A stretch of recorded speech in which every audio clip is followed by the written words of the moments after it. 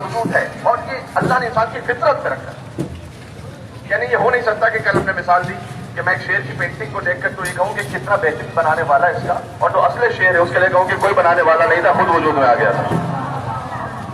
Painting کے لیے کہوں کہ کوئی بنانے والا ہے، یعنی ہم کبھی تصور نہیں کرتے کہ دنیا کے کوئی اسٹیڈیم بغیر بنانے والے کے وجود میں آ جائے، کوئی ایئرپورٹ بغیر بنانے والے کے وجود میں آ جائے، کوئی آئی ٹی اسپیس سینٹر بغیر بنانے والے کے وجود میں آ جائے. لیکن یہ جب سب جس پر تحقیق کر رہے ہیں وہ بغیر بنانے والے کے پوری کائنات وجود میں آئی ہے، یہ عقل انسانی اس کو قبول نہیں کرتی. یعنی کوئی نہ کوئی تصور ہے، اسی تصور کو قرآن نے ابھار کر سورہ اخلاص بنا دی. دیکھیں یہ بڑا عجیب ہے. قل هو اللہ احد، ہزاروں مرتبہ کا سنا ہوا سورہ ہے. آپ کے جو فضائل کے لیے جملہ کہہ دوں، حضور نے فرمایا تھا یا علی مثل الناس کا مثل سورۃ توحید فی القرآن. اے علی آپ کی مثال انسانوں میں ویسے جیسے سورہ اخلاص کی مثال قرآن میں ہے.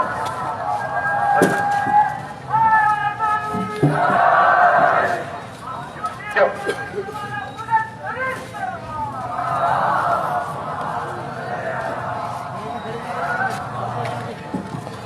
کیونکہ سورہ اخلاص اس میں خالص ترین توحید کا بیان ہے، اس لیے سے سورہ اخلاص کہتے ہیں، اور 1/3 قرآن ہے. اسی لیے مرحومین کے سارے ثواب پر سورہ الحمد کے بعد 3 مرتبہ سورہ قل واللہ احد کو پڑھا جاتا ہے تاکہ 1/3 قرآن سے نیت یہ ہو کہ پورے قرآن کا ثواب ہدیہ ہو جائے. تو یہ 1/3 قرآن. اسی لیے مولا علیہ السلام کے جو حضور نے فرمایا کہ یعنی آپ کی محبت بھی سورہ اخلاص کی طرح، یعنی اہلی آپ کی محبت بھی 1/3 اور 1/3 اور 1/3 3 اعمال میں ڈیوائیڈڈ ہے. جو دل میں محبت رکھے اس کا آپ پر 1/3 ایمان، جو عمل سے اظہار کرے اس کا 2/3 ایمان ہے، جو زبان سے بھی علی کہہ دے تو برا ایمان.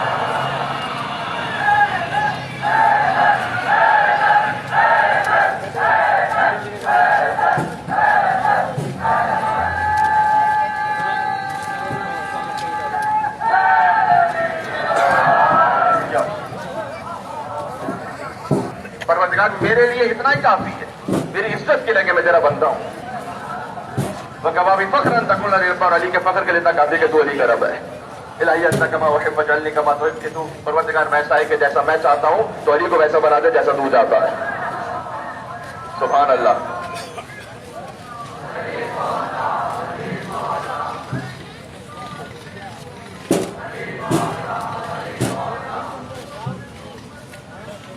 یہاں سے وہاں تک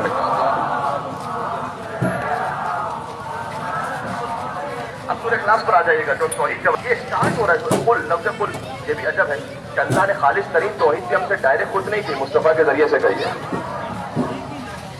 اللہ نے سورہ اخلاص سے اسٹارٹ نہیں کیا هو اللہ احد.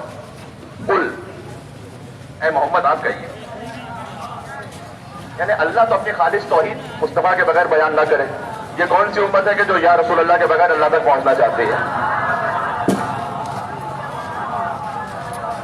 اللہ تو ہم سے مصطفیٰ کے بغیر کلام نہ کرے تو ہم ڈائریکٹ پہنچو گے اللہ کے پاس بات کرنے کے لیے. قل هو اللہ احد، اور ابتدا بالکل ضمیر ہے ہوا، وہ احد ہے. لیکن کبھی بھی کلام یوزولی وہ ضمیر سے ڈائریکٹ شروع ہوتا ہے. مثال طور پر میں آپ سے کہوں وہ صاحب آئے، آپ کہیں کون صاحب؟ یہ وہ سے کیا بات شروع کی؟ پہلے نام سنوں میں ان کی طبیعت کیسی ہے؟ یہ محمل جملہ ہے، اس میں کہ زمین سے میری بات شروع ہو رہی ہے. اللہ نے کہا وہ احد ہے. یہ وہ کہاں پلٹ رہا ہے؟ یہ وہ اس فطرت کی طرف پلٹ رہا ہے جو اللہ نے آپ کے وجود میں رکھی ہے. وہ جس خدا کی تصور کو تم سوچ رہے ہو نا، وہ 2 نہیں ہے، وہ احد ہے. اب خود اس میں گہرائی ہے. احد اور واحد کا فرق. واحد پہ اللہ سبحانہ و تعالیٰ نے اپنے استعمال کیا ہے قرآن میں للہ الواحد القہار، لیکن واحد ایک سطح ہے اللہ کی معرفت. لیکن جب توحید کے باب میں خالص ترین آپ ہوتے ہیں تو اللہ نے یہاں پر یہ نہیں کہا قل هو اللہ واحد، قل هو اللہ، تو یقیناً کوئی فرق ہے. احد اور واحد دونوں اردو زبان میں ایک، لیکن عربی میں ایک فرق یہ ہے کہ واحد وہ ایک کے جو تقسیم ہونے کے قابل ہو، یعنی پاسبلٹی ہو، ضروری نہیں لیکن پاسبلٹی ہے کہ تقسیم ہو سکے. جیسے ابھی آپ اس امام بارگاہ میں تشریف فرمائے تو یہ ایک ہال ہے، تو یہ ایک ہے لیکن یہاں سے آپ ایک دیوار بنا دیجیے تو 2 ہو جائیں. ایک ہے لیکن تقسیم ہو سکتا ہے یا نہیں ہو سکتا؟ ہو سکتا ہے. مزید تقسیم کر دے تو اور تقسیم ہو جائے گا. احد وہ ایک تقسیم کے قابل نہ ہو، جس میں پاسبلٹی نہ ہو کہ وہ ڈیوائڈ ہو سکے. اس لیے ہمارے اردو میں زیادہ بہتر استعمال ہوتا ہے یکتا. وہ یکتا ہے، ایک ہے یکتا، واحد ایک.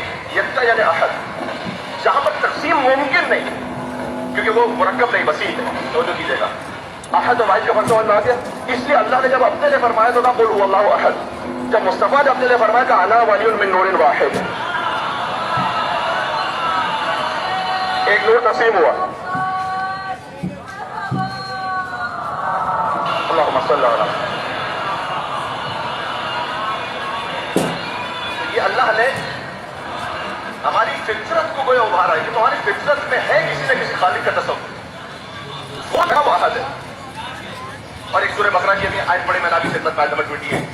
کیف تکفرون باللہ، تم اللہ کا انکار کیسے کر سکتے ہو؟ ذرا سوچو تو صحیح. کنتم امواتا، جبکہ تم نہیں تھے. اس سے کوئی انکار نہیں کر سکتا کہ میں ایک نہ ایک وقت تھا کہ جب نہیں تھا. کنتم امواتا فاحیاکم، پھر تو ہو گئے. امام نے سوال کیا تھا ایک ملحد سے، امام شافعی کا مکالمہ ہے کہ تو پہلے سے تھا یا بعد میں وجود میں آیا؟ کیا بعد میں وجود میں آیا؟ امام نے کہا جب بعد میں وجود میں آیا ہے تو کیا تو نے خود اپنے آپ کو بنایا یا کسی اور نے تجھے بنایا؟ اگر یہ کہیں گے کہ میں نے اپنے آپ کو بنایا تو اپنی طور پر پاسبل نہیں، جب تو تھا ہی نہیں تو نے خود اپنے آپ کو کیسے بنا لیا؟ اور اگر کسی اور نے تجھے بنایا تو وہ کس نے بنایا؟ یقیناً وہ غنی علی الاطلاق ہے، تجھ سے بے نیاز ہے، وہ قدرت رکھتا ہے تجھے بنانے کی. اس نے پتا کیا جواب دیا؟ اس نے کہا مجھے معلوم نہیں کہ مجھے کسی نے بنایا یا نہیں. سلونی کتاب دار کا بیٹا ہے نا. امام نے کہا اگر تجھے معلوم نہیں ہے کہ تجھے کسی نے بنایا تو فرض کر کے اگر بنایا ہوتا تو کیسے بنایا ہوتا؟ اگر تیرا کوئی خالق فرض کر کے ہے جو کہ ہے تو تجھے کس طرح سے بہترین بناتا؟ ذرا بتا تو صحیح. جو تو بتائے گا وہی تو بنائے.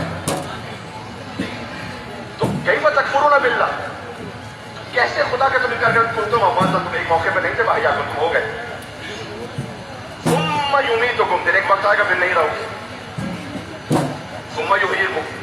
اچھا یہاں تک تو سب کے لیے دیکھا والا ہے کہ ہم نہیں تھے پھر ہو گئے پھر مر بھی جائیں گے. تو 30 اسٹیپ تک تو اللہ نے کہا کہ ہم تمہیں بتا رہے ہیں کیسا ہے.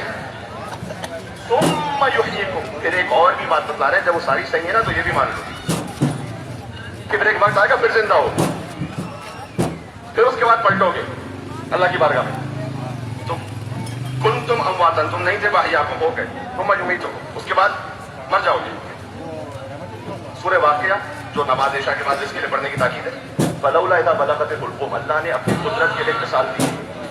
کہا فلولا اذا بلغت الحلقوم، اگر تم سمجھتے ہو نا کہ کوئی طاقت نہیں ہے تم سے بڑی، تم ہی ہو، تو جب یہ روح تمہارے حلقوم تک آتی ہے، فلولا اذا بلغت الحلقوم وانتم حينئذ تنظرون، جبکہ تم دیکھ رہے ہوتے ہو بے بسی سے. آگے اللہ نے کہا ترجعونها ان کنتم صادقین، اس کو روک کے تو بتاؤ اگر تم قدرت رکھتے ہو تو. جو نکل رہی ہے نا واپس پلٹا کے بتاؤ ذرا. تو یہ بالکل اللہ نے اپنے انسان کے اپنے وجود سے بات کی. تم اپنے آپ کو دیکھو. زیادہ میں پھر ایک آیت پڑھتا ہوں، سورہ نمبر 41 سورہ فصلت. اس میں اللہ نے کہا سنورہم آیاتنا فی الآفاق، ہم دکھلائیں گے اپنی نشانیوں کو کائنات میں بھی وفی انفسہم، تمہارے اپنے نفسوں میں، حتی یتبین لہم انہ الحق، تاکہ تمہیں یقین ہو جائے کہ حق اس کے علاوہ کوئی نہیں. دکھلاتے رہیں. اللہ نے جو نشانیاں دکھلائی ہیں اس میں پھر میں کہوں ائمہ علیہ السلام ہی کے اتنے زیادہ مکالمات ہیں. کچھ پہلے کسی اور موضوع کے حوالے سے پڑھ بھی چکا ہوں، مثلا ہندی طبیب سے امام کا مکالمہ. اب ذرا آنکھوں کی رطوبت نمکین بنتی، زبان کی رطوبت اسی وجہ سے شیرین بنتی، کانوں کی رطوبت اسی وجہ سے تلخ بنتی، اسی وجہ سے خون بنتا ہے، اسی وجہ سے آنسو بنتے ہیں، اسی وجہ سے ایک ہدایت. اللہ نے اس کے لیے الگ الگ اثر ہمارے وجود میں رکھے. پھر امام نے سے پوچھا کہ یہ بتا کہ یہ جو قدرت پروردگار ہے کہ اللہ کہہ رہا ہے کہ ہم تمہیں اپنی نشانیاں تمہارے نفسوں ہی میں دکھلائیں گے. آپ اسکل دیکھیں انسان کا، اسکل جو ہے نا وہ ایک نہیں، اس میں جوائنٹس ہیں. تو امام نے سے پوچھا کہ اگر یہ اللہ کی قدرت کو جو اظہار ہے، اگر ایک ہی اس طرح سے رکھا تھا تو ایک ہی رکھ دیتا اللہ، یہ اس کا الگ الگ جوائنٹس کیوں رکھے؟ تو مجھے نہیں پتا امام نے کیا اس خاطر رکھیں گے تاکہ جب تم اللہ نے آپ کے دماغ میں اس طرح سے رکھا ہے، اس کو پیک نہیں کیا ہوا، اس میں ایسے رکھے ہیں ذرائع نکلنے کے لیے کہ آپ کا دماغ جل کر ختم نہ ہو جائے سوچتے سوچتے۔ امام نے پوچھا کہ اچھا یہ بتا کہ سر پر بال کیوں رکھے اللہ نے؟ اللہ قدرت پروردگار، سر پر بال رکھے پیشانی پہ نہیں رکھے، تو مجھے نہیں معلوم۔ امام نے کہا سر پر بال اس لیے رکھے ہیں کہ اگر تو کسی تیل یا روغن کو استعمال کرے تو جڑوں کے ذریعے سے تیرے دماغ تک پہنچ جائے، اور سر پر بال اس لیے رکھے ہیں کہ سردی اور گرمی میں تو انہیں ایڈجسٹ کر کے اپنے آپ کے لیے حفاظت کا اہتمام کر سکتے، اور پیشانی پر بال اس لیے رکھے کہ جب کوئی دھوپ آ رہی ہو، روشنی آ رہی ہو تو رکاوٹ نہ بن جائے کہ تو دیکھنے کے لیے تیرے مشکل ہو جائے، کہ وہ روشنی میں رکاوٹ بن جائے۔ بہویں اس لیے رکھی ہیں کہ وہ روشنی اتنی زیادہ تیز نہ ہو جائے کہ تمہاری آنکھیں دھلی آ جائیں، اور پھر پیشانی پر جو لائنز رکھی ہوئے ہیں وہ ہاریزونٹل رکھی ہیں، وہ ورٹیکل نہیں رکھی، اس لیے کہ اگر یہاں سے پسینہ گرے تو یوں ہوتا ہوا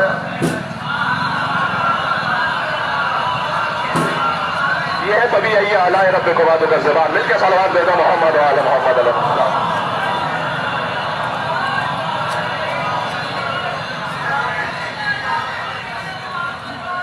وجود ہے خدا،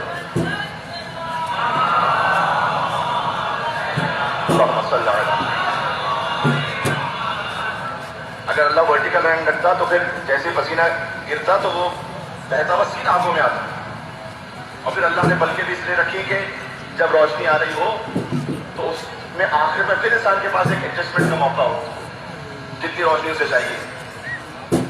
پھر دانت یہ یعنی اس میں پورا دانت اللہ نے رکھنے تھے تو ایک ہی پیس رکھ لیتا، یہ 32 الگ الگ کیوں رکھے؟ کبھی سوچا آپ نے؟ اندر ہی رکھنا ہے نا تو ایک پیس رکھ لیں، اس لیے کہ اگر وہ کہیں سے خراب ہو جائے تو پھر وہ پورا نکالنا پڑے گا۔ اب یہ ہے کہ 32 ہے تو جہاں سے اس میں نقص ہے تو وہ ایک نکال لیجیے، باقی تو ٹھیک ہے۔ اللہ سبحانہ وتعالیٰ نے کے بعد ہاتھوں کس طرح سے بنایا، پور کس طرح سے رکھے، اس میں دعائے عرفہ بھی ہے تفصیل کے ساتھ۔ تو آخر میں انسان اس بات پر پہنچتا ہے کہ پروردگار تو ہی حکیم بھی ہے، تو ہی قدیر بھی ہے، اور پروردگار کہتا ہے ابھی یہی اعلیٰ رب کو باتوں کا زمان تو طرف کی طور پر نعمتوں کو جڑتا ہوں ممکن نہیں۔ یہ ضروری آیات نام آفاق ابھی حکمت یہ تبین لهم انه الحق، اپنے نشانیوں کو دکھلاتے رہیں گے تاکہ تمہیں یقین ہو جائے کہ حق اس کے علاوہ کوئی ہے۔ جب حق اس کے علاوہ کوئی نہیں تو اب ہے سرنڈر کا موقع، تسلیم۔ توحید کے بعد کی جو 7ویں منزل ہے وہ تسلیم ہے۔ یاد رکھیے گا اللہ نے اس کائنات کا پہلا امتحان عبادت پر نہیں لیا، سرنڈر پر لیا۔ بات پہنچ رہی ہے میں نے کیا کہا؟ ایک سلوات بھیجیے گا میں اور وضاحت کرتا ہوں اس کی محمد و آل محمد پر۔ پہلا امتحان کس کا؟ ابلیس کا ہے نا، تو 6000 سال تو عبادت آلریڈی کر چکا ہے، عبادت میں ظاہری طور پر کمی تھوڑی ہے۔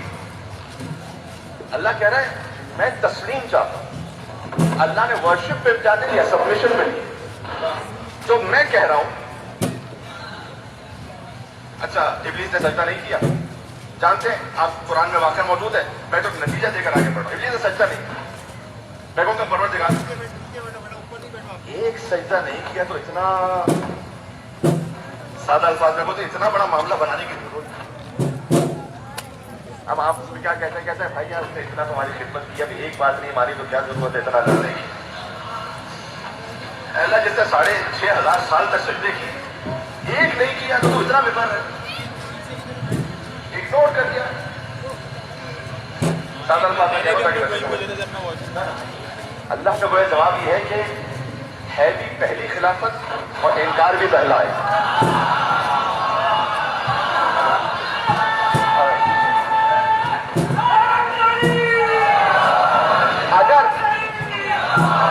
اگر اللہم صلی علی، پہلی خلافت ہے، پہلا انکار ہے، اگر پہلے انکار پر چھوڑ دیا بعد میں بہت سو کی عادت ہو جائے گی کہ نمازیں تو پڑھتے رہو، روزے تو رکھتے رہو، ظاہر میں مصطفیٰ کے ساتھ بھی رہو، علی کی خلافت کا انکار کر دو۔ اللہ نے کہا نہیں، جو پہلی خلافت کا انکار کرے گا اسے شیطان بناؤں گا۔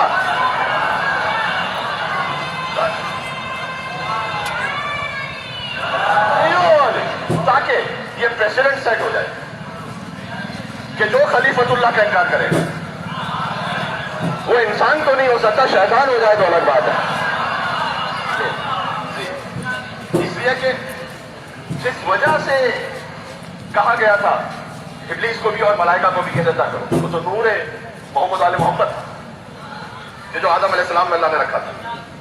یہ مولا علی علیہ السلام کے حرم میں جو لکھا ہوا ہے اوپر شعر یہی لکھا ہوا ہے لو لم یکن فی صلب آدم نور علماء فی لفظ فلیل ملائکۃ اسجدوا. یعنی اگر آپ کا نور نہ ہوتا نا آدم میں تو ملائکہ کو نہیں کہا جاتا کہ آدم کو سجدہ کرو. اور لولا ہو، اور اگر آپ نہ ہوتے تو معقول تو ولا قال قائل، نہ میں کہنے والا ہوتا نہ کوئی اور کہنے والا ہوتا. وہ مسجود ملائکہ شدہ آدم سے علی ظاہر میں دیکھیں، اس کی لاجک سے دیکھیں. ابھی دیکھیں میں دوبارہ سے کبھی کبھی آپ کو جب آپ توحید میں بات کر رہے ہوتے ہیں کہ اصول دین پر تو آپ کو فوٹو سے کو آرگومنٹ ایک اسٹیپ پیچھے کے بات کرنی پڑتی. میں دوبارہ سے پھر اس فوٹو سے کو آرگومنٹ بات کر رہا ہوں کہ فرض کی ہے. ابھی ہم دیکھیں کہ بھائی شیطان بات کر رہا ہے تو ظاہر میں لاجیکل لگ رہی ہے کہ ہم عبادت کر رہے ہیں تیری ہزاروں سال سے، یہ بنائے ابھی تو نے بنایا اور کہہ رہے ہیں کہ ہم جو ہزاروں سال پرانے وہ چپ جائیں گے نا. علی کے لیے بھی کہا جاتا تھا کہ علی تو بھی جوان ہے اور پرانے تھے. جبکہ جب حضور نے فرمایا تھا کن تو نبی وعدہ بین الماء والطین، میں آدم اس وقت جب بنے نہیں تھے پانی و مٹی کے درمیان تھے تو میں نبی تھا. اور اسی فوراً میرے مولا نے فرمایا کن تو ولی وعدہ بین الماء والطین، میں اس وقت بھی ولی تھا کہ جب آدم بنے نہیں تھے پانی و مٹی کے درمیان تھے. لیکن جو کہہ رہا ہے کہ ہم کیوں جھکے اس لیے کہ ہم تو پرانے ہیں، یہ ابھی اس نے کوئی عبادت نہیں کی. اللہ نے کہا کہ یہاں میں تیری عبادت سے امتحان نہیں دینا، میرے کہنے پر تسلیم ہو یا نہیں امتحان اس کا. وہاں سے بات آگے بڑھائیے. اب آپ کے سامنے توحید کا جو اگلا اسٹیپ ہے بہت امپورٹنٹ ہے کہ جب کہیں کوئی حکم شرعی میرے سامنے آئے اور مجھے یہ یقین ہے کہ ہاں یہ خدا کا حکم تو تسلیم کتنی ہے؟ اف بٹس کیوں، ایسے کیوں نہیں ویسے کیوں. اب یہ پھر مکالمہ ہے طارق علی محمد کا ایک ان کے ساتھ کہ جو خود اپنے آپ کی امامت کے دعوے دار تھے ان کے زمانے میں، اور انہوں نے 40 سوال تیار کیے اور امام سے جب ان کی گفتگو ہوئی کہ اللہ نے ذبیحے کو حلال کیوں رکھا ہے، مردار کو حرام کیوں رکھا ہے. اگر آپ سمجھنے کے لیے پوچھیں تو اس کا حل نہیں ہوتا، لیکن اگر اس خاطر ہو کہ میں اعتراض کروں گا اور نہیں مانوں گا، سوال وہاں پر ہے. امام نے کہا اس لیے کہ اللہ کی بھیجی ہوئی شریعت ہے، ذبیحے کو اس لیے اللہ نے حلال رکھا ہے کہ اس میں فاضل خون نکل جاتا ہے، مردار میں رہ جاتا ہے، اس لیے ذبیحہ حلال ہے، مردار حرام ہے. تو کہا اللہ خون کو ہی حلال کر دیتا. امام نے کہا اللہ خون کو حلال کر دیتا تو خون استفادہ کر رہے ہوتے تمہارے بدن میں بدبو پیدا ہو. اور اگر ایک تو یہ ظاہری ریزن، دوسرا یہ کہ جزا و بخش ہو، تیسرا یہ کہ اگر خون استعمال کرتے تو دل کی شہامت پیدا ہو. یہ بات نہیں بتا کبھی پتا کہنا چلے گا کہ ذبیحہ کیا ہے، مردار ہے. امام نے کہا گوشت وہاں ہوگا تو سب سے ذبیحہ پھیل جائے تو مردار ہے. اچھا کو اتنی بات کروانے کی ایسے تو جب ہم نماز پڑھتے ہیں تو آپ کی اپنی زبان میں رکھیے گا، لوگوں کی اپنی زبان نہیں. ہر ایک اپنی زبان میں پڑھتا ہے اس کو سمجھ میں آتا ہے کیا ہے. امام نے کہا اللہ کے زبان کو اپنی زبان میں راست رکھ کر نماز کو تحریر سے محفوظ رکھا. میں اس لیے کہہ رہا ہوں، یہ میں سے کہہ رہا ہوں تھوڑا سا اگر آپ انٹرنیشنلی بھی دیکھیں تو ایسے طریقے مسلمانوں میں ہیں.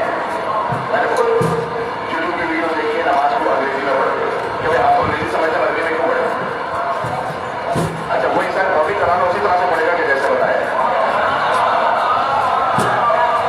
وہ بھی تو بہت سب سمجھ میں نہیں آ رہا. اللہ بنا دیجیے تو کریں گے، وہ تو ویسے ہی پڑھے گا. ہم کبھی کبھار اللہ میں اتنا توقع کرنے کو بھی تیار نہیں ہوتے جتنا اپنے ڈاکٹر پہ کرتے ہوتے. ڈاکٹر یہ کہہ دیتا تھا کہ کھانے سے پہلے اپنی 2 گولیاں لے لیں، کھانے کی بات لے لیں. تو میں یہ نہیں کہتا کہ یہ والی پہلے لے لوں والی بات لے لوں. کم سے کم اتنا توقع تو رکھیں.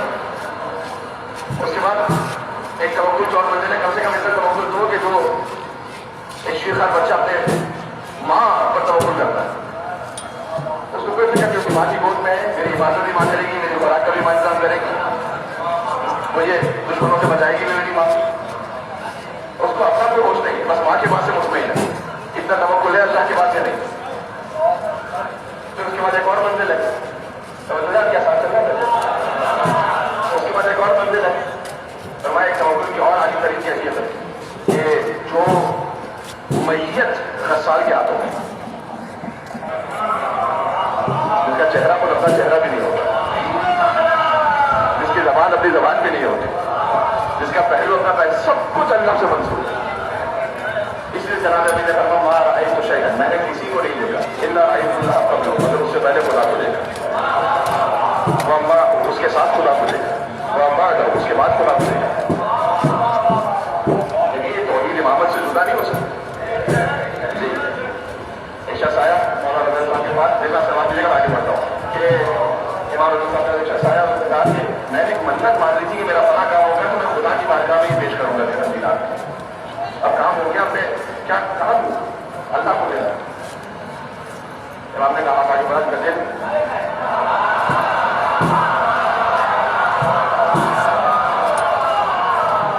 تو نے کہا اللہ تو نہیں، امام نے کہا بے شک ہم اللہ نہیں، لیکن جو تیرے امام کے ہاتھ میں پہنچ گیا وہ اللہ کے ہاتھ میں پہنچ گیا۔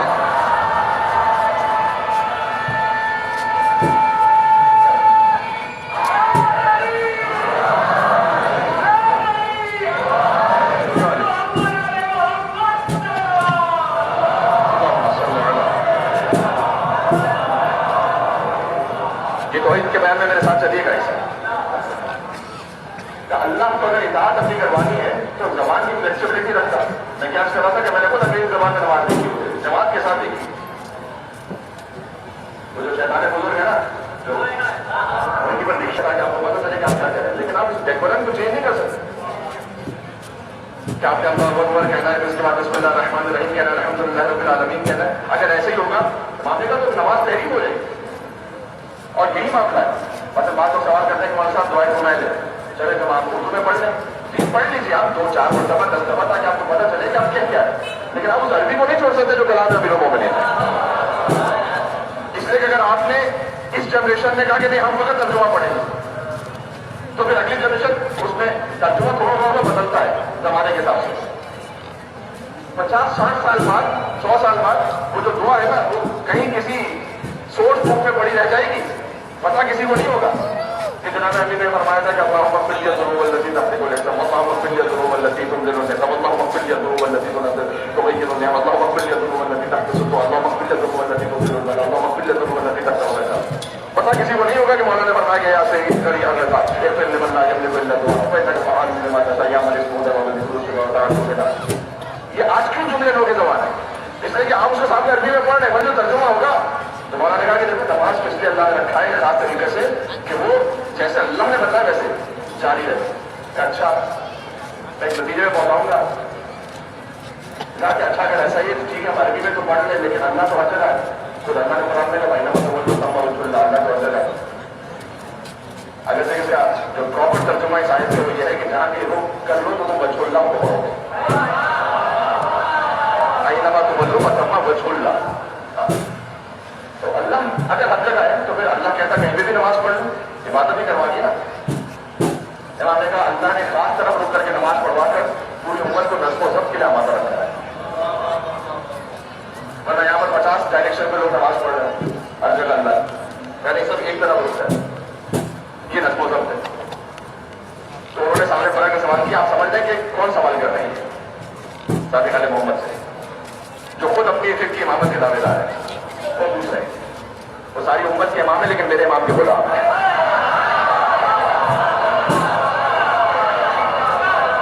جی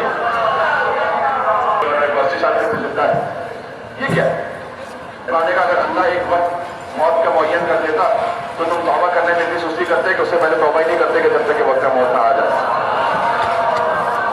کیونکہ تمہیں پتا ہوتا کہ مرنا تو 60 سال میں ہی ہے۔ تو مثال کے طور پر 59 ایئرس اور 6 منتھ یا 7-8 منتھ ایسے گزار لو، آگے تو دیکھ لیں گے۔ اللہ نے کہا خبر ہمارا ہو کہ کبھی بھی اللہ کی بارگاہ میں حاضری ہو سکتی، لہٰذا جوانی ہے تبھی اپنے آپ کو بچا کے رکھو، ریڑھ ہے تبھی اپنے آپ کو بچا کے رکھو، کوئی غلطی ہو گئی تو فوراً توبہ کر لو۔ اچھا اگر پھر ایسا ہے تو پھر مرنے کے بعد جو حساب کتاب ہونا ہے تو یہ میزان ہے کہ جس پر کوئی اعمال تولے جائیں گے؟ کون سا ترازو ایسا بنایا ہوا اللہ نے کہ جس پر اعمال تولے جائیں گے؟ امام نے کہا ہماری ولایت کے میزان پہ تولے جائیں گے. ہماری ولایت کے میزان پہ اگر ہماری ولایت ہوگی وہ میزان ہے تو قبول ہو جائیں گے. ولایت نہیں ہوگی رد ہو جائیں گے. پھر امام نے اس کو فرمایا کہ اگر کوئی عمر نوح بھی پالے، نوح علیہ السلام کی ایج، اور اگر 1000 سال تک روزہ رکھتا رہے اور 1000 سال تک نماز پڑھتا رہے اور 1000 مرتبہ حج کر لے اور 1000 مرتبہ کوڑے صفا اور مروہ کے درمیان صحیح کر لے اور 1000 مرتبہ سونا اور چاندی خیرات میں دے دے، لیکن ہماری ولایت نہ رکھتا ہو تو لم یشم رائحۃ الجنہ، جنت میں دور کی بات جنت کی خوشبو بھی نہیں سو سکتا. میزان ہمارے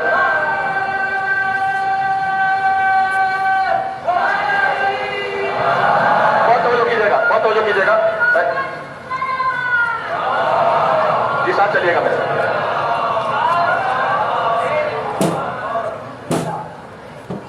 سارے سوالات پر 40 سوال میں نے سارے تو نہیں پڑھتے لیکن کسی حد تک میں نے پڑھ دیے. اگر ان کو پوچھا کہ اگر آپ کی ولایت کے میزان پہ تولے جائیں گے تو پھر یہ بتا دیجیے کہ کیا بات ہے آپ کے خاندان میں کیوں اتنا راز ہے آپ کو؟ حاصل کلام یہ جملہ ہے اور اگر یہ پہنچ گیا تو مجلس پوری وصول ہے. کہ آپ کو ناز کیا ہے اپنے خاندان میں؟ تو امام جی کہ آئے تفسیر بھی پڑھ سکتے تھے کہ ہمارے لیے نازل ہوئی، آئے موبائلہ پڑھ سکتے تھے ہمارے لیے نازل ہوا، سورہ نحل پڑھ سکتے تھے ہمارے لیے نازل ہوا، سورہ کوثر پڑھ سکتے تھے ہمارے لیے نازل ہوا. امام نے کچھ نہیں کہا، صرف ایک وہ بھی لاجیکل جواب ہے کہ آپ کو ناز کیا ہے آپ کے خاندان پر؟ یہی ناز کم ہے کہ ہم کسی اور کے خاندان میں شامل نہیں ہونا چاہتے، لوگ ہمارے خاندان میں شامل ہیں.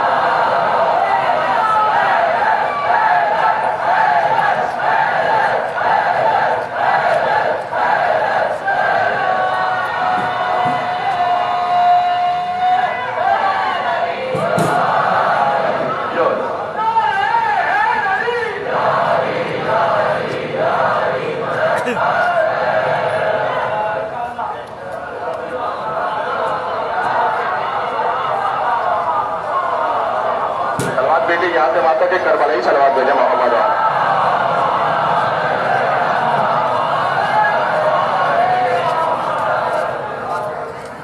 کیا یہی ناز کم ہے؟ ہم کسی کے خاندان میں شامل نہیں ہونا چاہتے تو چاہے مجھے حکمت نہ سمجھ رہا ہے پھر بھی بہتری ہے. جیسے میں نے کہا ڈاکٹر میں تو سکھاتے جو آیت پڑی تھی اور اس کے لیے عمل بھی بتلا دوں اور مجرب عمل ہے اور امام سے صادق شدہ ہے. کبھی کچھ عمل ایسے ہوتے ہیں کہ جو ہم کہتے ہیں کہ چلیں آپ کر لیجیے بہتر ہے، تجربہ انسانوں کا، لیکن کبھی کوئی عمل ایسے ہوتے ہیں کہ جو امام صاحب کی حدیث میں ہے کہ وہ آیت کے شاہد اللہ انہ لا الہ الا اللہ، خدا خود گواہ اس بات پر کہ اللہ کے علاوہ کوئی معبود ہے. آیت دلیل کو سمجھ میں آ رہی ہے؟ یہ سورہ آل عمران کی آیت نمبر 18. جب اللہ نے حدیث میں کہ سورہ الحمد کو اور سورہ بقرہ کی آیت نمبر 255 کو اور سورہ آل عمران کی آیت نمبر 18 کو اور سورہ آل عمران کی آیت نمبر 26 اور 27 کو، کیا بھی آیتیں پڑھ دیتا ہوں. جب اللہ نے آل محمد کے کچھ خاص شیعہ آئیں گے جو ان آیتوں کو ہر نماز کے بعد پڑھیں گے یہ عمل ہے، تو جو ان آیتوں کو اپنی فرض نمازوں کے بعد پڑھیں تو اللہ نے کہا کہ میں اپنی خاص چھپی ہوئی جو رحمت ہے نا 70 مرتبہ ایک دن اس بندے پہ نازل کروں گا. یہ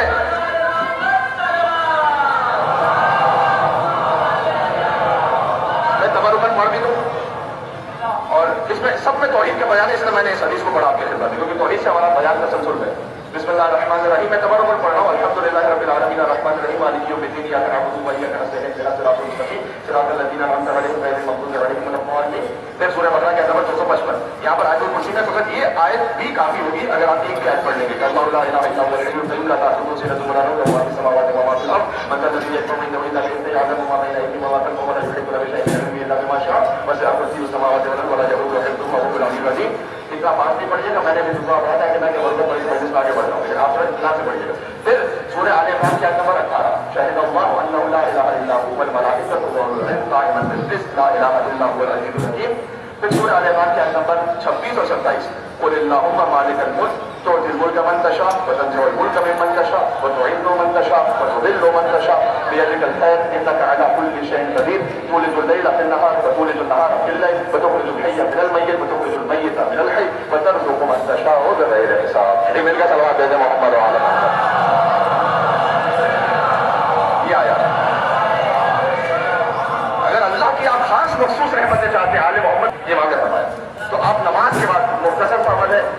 یتیموں سے زیادہ نہیں، لیکن یہ مخصوص افراد یہ عمل انجام دے سکتے ہیں کہ زمانے کہا کہ ہر ایک کو توفیق نہیں نصیب ہوتی. اور پھر اللہ وہ آیت ہے کہ جو انسانوں کے درمیان آنا ہی نہیں چاہتی کہ اپنی عظمت کی وجہ سے. جب آپ فرض نمازوں کے بعد تلاوت کریں گے تو اللہ اپنی 70 رحمتیں خاص روزانہ نازل کریں گے. قل اللہم مالک الملک، پروردگار سورہ الحمد کے ترجمہ تقریباً آپ آتے ہیں آیت کرسی آپ آتے ہیں تقریباً. سورہ آل عمران کی آیت نمبر شہید اللہ انہ لا الہ الا هو 18، خدا خود گواہ اس بات پر کہ اللہ کے ناموں کو معبود، اور ملائکہ گواہ، اور اولو العلم گواہ. اولو العلم امام نے کہا ارے آنا مدینہ العلم والی وہاں سے بڑھ کر کون اولو العلم ہوگا جو خدا کے وجود پر گواہ ہو. دن میں داخل ہو کر رات بڑی ہو رہی دن چھوٹا ہو رہا ہے، گرمیوں سے پھر سردیاں آئیں گی، سردیوں سے پھر گرمی آئیں گی. تو پھر جب رات بڑی ہے جب آپ گرمی کی طرف جائیں گے تو پھر دن بڑا ہوتا جائے گا، رات چھوٹی، تو پھر دن رات میں داخل ہوگا. تو اشارہ کرنا ہے مجھے بتا دیں. ہم دن کو رات میں بدلتے رات کو دن میں بدلتے تو پھر بھائی ابل میں تو پھر وہی بن لگے. مردہ سے زندہ نکال دیں، زندہ سے مردہ نکال، اللہ کی قدرت. کبھی ایسا ہوتا ہے کہ ایک ماں ہے وہ خود مر گئی لیکن بچہ زندہ ہے. مردہ سے زندہ آتا ہے کبھی نہیں، اللہ چاہے تو بڑھ سکتا ہے. کبھی برعکس ہوتا ہے کہ ماں زندہ ہے بچہ اسٹل برتھ ہو گیا. تو کبھی زندہ سے مردہ، کبھی مردہ سے. امام نے کیسے ایک اور مطلب کی، کبھی ہم گمراہ سے ہدایت یافتہ میں نکالتے ہیں، ہدایت یافتہ سے گمراہ میں نکالتے ہیں. میں ایک طرف لے کے جاؤں گا، اگر آپ پہنچ گئے تو پھر بس ادھر ادھر. کبھی مردہ سے زندہ، کبھی زندہ سے مردہ. یعنی ہدایت یافتہ سے اللہ گمراہ میں نکالتا ہے، گمراہ سے ہدایت یافتہ میں نکالتا ہے. ہدایت یافتہ سے گمراہ نکالتا ہے. سامنے مثال ہے حضرت نوح علیہ السلام، اولو العزم نبی ہے نا، بیٹا کافر سفینے میں نہیں آیا. باقی سب کو پتا پہاڑ پہ چڑھ گیا تھا، کیا پہاڑ مجھے بچا لے گا. حضرت نوح علیہ السلام نے کہا جو سفینے میں نہیں آئے گا بچ نہیں پائے گا. آپ کو بولے جانور بھی کچھ آگے تھے سفینے پر، کشتی نوح پر، وہ بچ گئے. پتا چلا حجت کا بیٹا بھی اگر حجت کے ساتھ نہیں ہے ہلاک ہو جائے گا. جانور بھی ہے لیکن حجت کے ساتھ ہے محفوظ ہو جائے گا. جی اسی لیے کچھ جانوروں کا احترام ہے جی، جو مولا علی کی سواری کا احترام ہے، مناظ دیا جاتا تھا، سنفر مور دیا جاتا تھا، اسی لیے ذوالجناح کا احترام جو حجت کے ساتھ ہے. تو نوح کا بیٹا ہدایت یافتہ سے اللہ نے گمراہ نکالا، گمراہ سے ہدایت یافتہ بھی آتا ہے. بہت بڑی شخصیت، بیٹا علی کے لشکر. میں جتنا ہی کہہ سکتا ہوں مولا علی کے لشکر میں بیٹا. ارے اللہ کا نظام ہے. 4 مصرے کہوں گا بس. آج جو عنوان قلمدان سے نکلا اب تک نئی تاریخ کے وجدان سے نکلا، اور کیا اس کا شرف. اور اسی سبمیشن میں آخری جملہ کہتے ہیں بس بتایا جا رہا ہے آج کے تک میں کل سے بیان شروع ہو. جب آپ خدا کے وجود پر قائل ہو چکے، یقین ہو چکا، تو اب میرا اختیار ہے میرے عمل پر یا خدا کا اختیار ہے؟ خدا نے مجھے کوئی چوائس دی ہے یا نہیں دی؟ بڑی دقیق بحث ہے لیکن میں چاہتا ہوں بڑے سادہ الفاظ میں. اشاعرہ گزرے ایک سیکٹ، کلامی اعتبار سے، عقائد کے اعتبار سے ایک سیکٹ اشاعرہ. انہوں نے کہا کہ ہمارا کوئی اختیار نہیں، جو کر رہا ہے اللہ ہی کر رہا ہے. اس کو سپورٹ کیا تھا بنی امیہ نے، اس نظریے کو اپنے کرتوتوں کو چھپانے کے لیے. آئے ان کے پاس بھی قرآن تو کہتے ہیں اللہ علیہ کل شیء قدیر، اللہ کی قدرت کا جو کر اللہ کروا. تو اگر ہم کہیں ظلم کر رہے ہیں، کسی کو شہید کر رہے ہیں، تو جو کر رہا اللہ کروا. اس کا جواب آپ تک پہنچ چکا ہے، نہیں کرتا ہے. جو کر رہا اللہ کروا تو ہم سے کیوں بگڑتے؟ جب یزید پہ لعنت دے تو ہم سے بھی جو کر رہا اللہ کروا رہا ہے.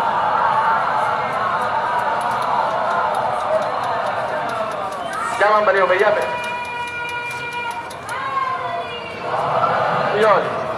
تو کرنے کی کیا بات ہے؟ ہم سے بھی جو ماتم کروا رہا اللہ کروا رہا ہے، ہم سے بھی جو مجلس کروا رہا اللہ کروا رہا ہے.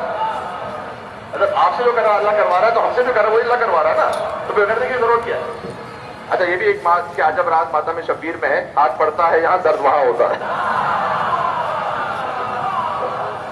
اس کے مقابل میں دوسرا نظریہ تھا، کیونکہ توحید کے بارے میں تھوڑا سمجھ کر کے کل سے آگے بڑھنا ہے، معتزلہ کا۔ انہوں نے کہا کہ نہیں، جو کچھ ہے وہ ہم ہی، اللہ کا اختیار بھی ختم، اللہ نے ہمیں دے دیا۔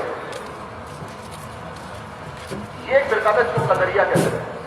عبد الملک بن مروان کا زمانہ، اس نے چوتھے امام کو خط لکھا اور سید الساجد مولانا زین العابدین علی بن الحسین علیہ السلام کو خط لکھا۔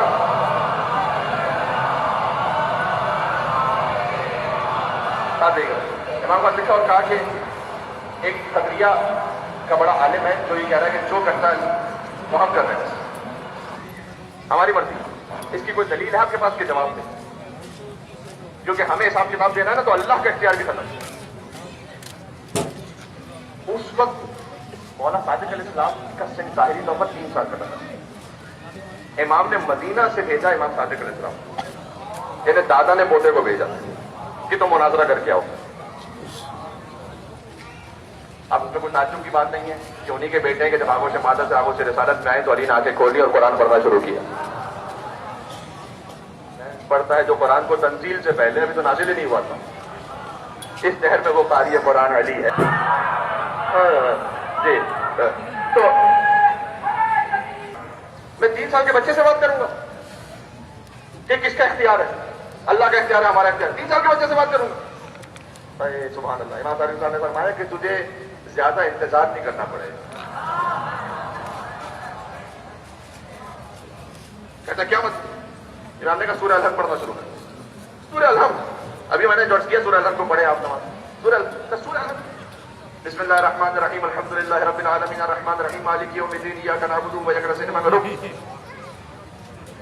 اگر تیرا کوئی اختیار، سب اختیار یا تو اللہ کا، وہ دوسرا طریقہ، تو یہ کہہ رہا ہے کہ نہیں سارا اختیار ہمارا، اللہ کا نعوذ باللہ کچھ نہیں رہا، تو اگر اللہ کے پاس کچھ نہیں رہا تو ایاک نعبد و ایاک نستعین، پروردگار تجھ سے مدد چاہتا ہوں، تو کیوں مدد مانگ رہے جس کا اختیار ہی نہیں رہا؟ یعنی جنہیں سورہ الحمد سے اتنا سمجھ میں نہ آئے، تو اس نے کہا کہ میں نے اس کو ہزاروں مرتبہ پڑھا ہے، لیکن پہلی دفعہ ایسا لگا کہ آج سمجھ رہا ہوں۔ یہ ہے قرآن ثابت، قرآن ناطق کے ساتھ۔ اور پھر وہ جناب امیر کا وہ واقعہ کہ جب مولا علیہ السلام ایک باغ میں مزدوری فرمائے، لیکن جب انسان بہت شدت سے کوئی ہارڈ ورک کر رہا ہو نا، اس وقت ذہنی طور پر آپ کو بہت مشکل فلسفی سوال پوچھ رہے تو بڑا مشکل ہوتا ہے جواب دینا، پسینہ بہہ رہا ہے، آپ کہتے ہیں تھوڑا بعد سے پوچھ لینا مجھ سے۔ امام السلام بہت شدید محنت مزدوری فرمانے، شدت گرمی، اور وہ ایک دیوار پر، اسے کہا یعنی ایک سوال ہے، ہم مجبور ہیں یا مختار ہیں؟ خدا کی قسم یہ جواب علی کے علاوہ کوئی نہیں سکتا تھا۔ پہلے مولا نے جواب نہیں دیا، پہلے اس سے پوچھا کہ مختصر بتاؤں یا تفصیل سے بتاؤں؟ کہ یا علی مختصر ہی بتا دیں۔ پھر اس کے بعد مولا نے کہا ابھی تو دیوار پر ہے نا، ایک پیر اٹھا لیا، کہ دوسرا بھی اٹھا، کہ نہیں اٹھا سکتا، اتنا سمپل، سبحان اللہ۔ امام نے کہا کہ بس اتنا مختار ہے، اتنا مجبور ہے، کچھ اختیار اللہ نے تجھے دیا، ایک پیر اٹھا لیا، باقی قدرت اس کے ہاتھ میں، دوسرا اٹھا نہیں سکتا۔ الامر بین الامرین، معاملہ دونوں کے درمیان ہے، تو جو ہے یعنی ہے سارا اختیار اللہ کے پاس، لیکن اس نے ہمیں عطا کیا اس لیے کہ دیکھو کون اپنے اختیار سے نہ دینا سبیل اما شاکر و اما کفور، کون شکر کرتا ہے، کون کفر کرتا ہے۔ بدل جاؤں، میں چاہتا تھا کہ تھوڑا سا ظاہر کے مسائل کا بیان مجالس سے زیادہ ہونا چاہیے، یا میزا کی مجالس سے مسائل رہ گیا تھوڑا کم، کل انشاءاللہ کوشش کریں گے کہ اس کو اور کمپنسیٹ کر لیں بیان کو، مسائل کے بیان کو، لیکن چند دقیقے ہی کافی ہوں گے۔ یہ توحید پروردگار کا ایسا بیان ممکن نہ ہوتا اگر علی اور اولاد علی کی وہ قربانیاں نہ ہوتی۔ اور شب 2 محرم الحرام ہے، حسین کا قافلہ کربلا پہنچ رہا ہے،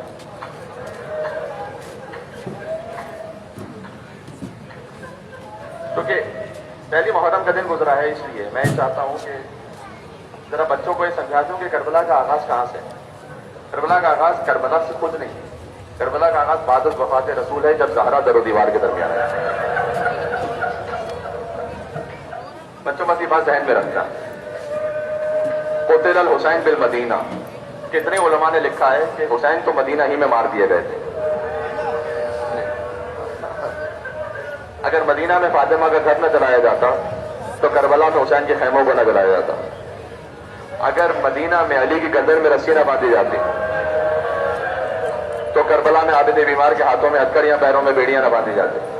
اور ایک حساس جملہ کہہ رہا ہوں، اگر مدینہ میں محسن کو نہ مارا جاتا تو کربلا میں کوئی حسین کے علی اصغر کو تیر نہ مارتا۔ صلی اللہ علیہ ابا عبداللہ المظلوم الشہید ابن رسول اللہ۔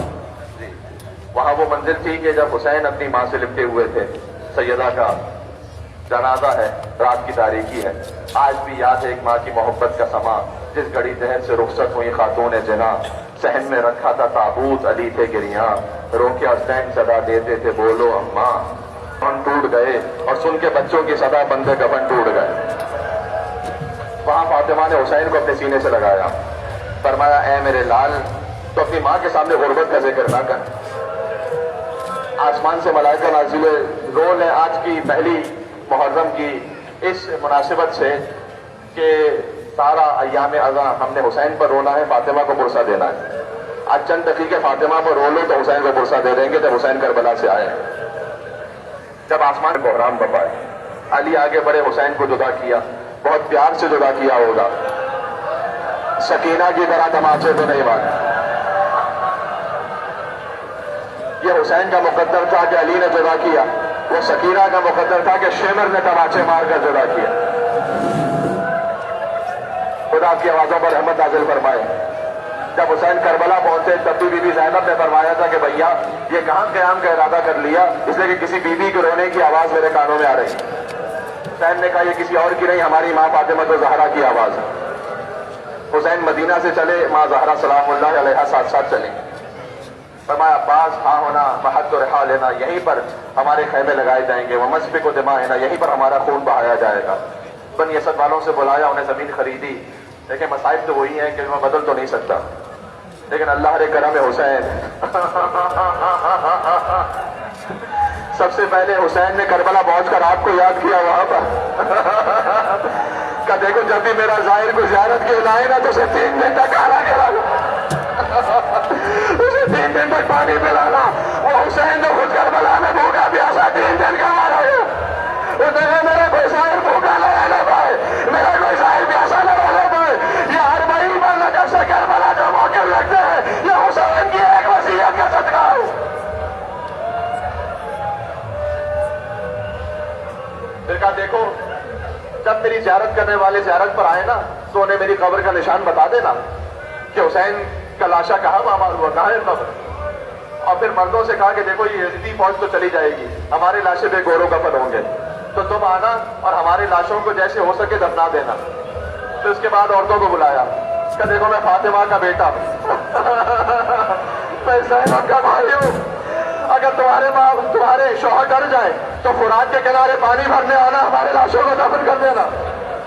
اگر یہ بچے جملے میں سمجھ سکے، چھوٹے چھوٹے بچوں کو بلایا کہ میں علی اصغر کا باپ ہوں، میں سکینہ کا باپ ہوں، اگر تمہارے ماں باپ ڈر جائے ہمارے لاشوں کو دفن نہ کرے تو فرات کے کنارے کھیلتے کھیلتے آنا، ایک ایک مٹھی خاک اٹھا کر ہمارے لاشوں میں ڈال دیا۔ بنی اسد سے وعدہ ہو گیا خدا کو کربلا لے کر جائے۔ آج بھی 13 محرم کو بنی اسد کا قافلہ کفن پہن کر نکلتا ہے نا کہ مولا ہمارے بزرگوں نے آپ سے وعدہ کیا تھا، ہم اس وعدے کی تکمیل کے لیے آئے ہیں۔ بس شہداء کی لاشیں بے گور و کفن سے کہ بنی اسد کا سردار جب پہنچا نا اس نے کہا کہ لاشوں کو کیسے دفنایا جائے۔ اس دن کسی لاش پر سر ہی موجود نہیں تھا، سر کاٹ کے لوگ نیزہ پر بلند ہو چکے تھے کہ کسی لاشیں کی پہچان نہیں ہو پا رہی، گندے شہیدہ تیار کرو، ایسا کرو سارے لاشیں ایک ساتھ دفن کرتے۔ آج بھی حسین کے پائیدی سیدھی جانی بنت شہیدہ موجود ہے، ابھی پہلا لاشا دفن ہونے والا تھا کہ راہ کوفہ سے ایک بیمار روان کیا کیونکہ ہاتھوں میں ہتھکڑیاں تھی، بہرانا دے کہ میں بتاتا ہوں کون سا لاشا کہ شہید کا لاشا ہے۔ دیکھو یہ حبیب ابن مظاہر کا لاشا ہے، دیکھو یہ جان غلام حبشی کا لاشا ہے، یہ مسلم ابن اسد کا لاشا ہے۔ اب میں علماء سے جو سنا ہے وہ عرض کر رہا ہوں، کسی نے پوچھا آقا یہ کہ شہید کا لاشا ہے، کہ دیکھتے نہیں پورا بدن گھوڑوں کی ٹانگوں تلے پامال ہو گیا۔ جی جی ماشاءاللہ آپ سے گریہ کرنا ہے نا ابھی شہیدوں پر، کون کون سے شہیدوں کا ماتم کرنا ہے؟ کئی حسن کا یتیم ہے کہ داہنے طرف کے گھوڑے بائیں طرف دوڑ گئے، حسن کا لاشا پامال ہو گیا، یتیم کا لاشا، کہا یہ کہ شہید کا لاشا ہے۔ کوئی امام نے کہا دیکھتے نہیں کلیجے میں برچی کا ٹوٹا ہوا پھل، یہ حسین کے کڑیل جوان علی اکبر کا لاشا ہے۔ اس کے بعد ایک لاشا باقی رہ گیا، امام بیٹھ گئے، کہتے تھے ہائے میرا بابا، ہائے میرا بابا۔ تو یا امام سجاد نے کہا بابا آپ ہی کا حکم ہے جب میت کو دفن کرو تو چہرے کو قبلے کی طرف کر دو۔ بابا آپ کی لاش پر سر موجود نہیں ہے۔ سجاد نے اپنے ہونٹوں کو حسین کی کٹی ہوئی قدر میں رکھا کہ السلام علیکم یا ابا عبداللہ۔ انگشت مبارک سے لکھا ھذا قبر حسین ابن علی الذی قتلہ انشاءاللہ، یہ حسین کی قبر ہے جسے پیاسا مارا گیا۔ آخری فکرے پر آ گیا، خدا حسین کا واسطہ ایک جگہ کربلا پورسا پہنچانا ہے، اگر میرے ساتھ چلو گے۔ سارے لاشیں دفن ہو گئے نا تو وہ سردار اٹھا، اس نے کہا مولا سارے لاشیں دفن ہو گئے، کہ نہیں ابھی ایک لاشا باقی ہے، پورا آ جگہ میرا چچا ابوالفضل عباس، عباس کا لاشا اس قابل نہ بچا تھا کہ اٹھایا جا سکے، چادر کو بنوایا، لاش کے ٹکڑوں کو چادر میں رکھا، مولا لحد میں اترے، قبر قریب لانا پائے۔ راوی کہتا بہت دیر ہو گئی، میں نے سوچا سجاد ناشتہ کھا لو، میں نے قریب جا کر دیکھا میرے امام کا سر عباس کے سینے پر تھا، فریاد کر رہے تھے اے میرے غیر الوان چچا۔ ماتم کرنا آخری جملہ، چچا آپ تو یہاں آرام کر رہے، میں آپ کو آپ کی بہنوں کی حالت بتا رہا ہوں۔ آپ کی وہ بہنیں جو گھر میں بھی بے چادر لائے، آج کوفے کا بازار زینب کا سر کھلا ہے۔ چچا خدا نے جو امتحان حاصل نہ لیا وہ تیرا بھتیجا سید سجاد۔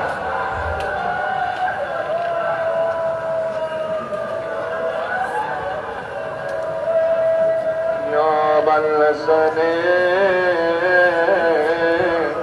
یا علی ابن الحسین، آج سید و سجد یا ابن رسول اللہ انا توجہنا واستشفعنا وتوسلنا بك إلى الله وقدمناك بين يديك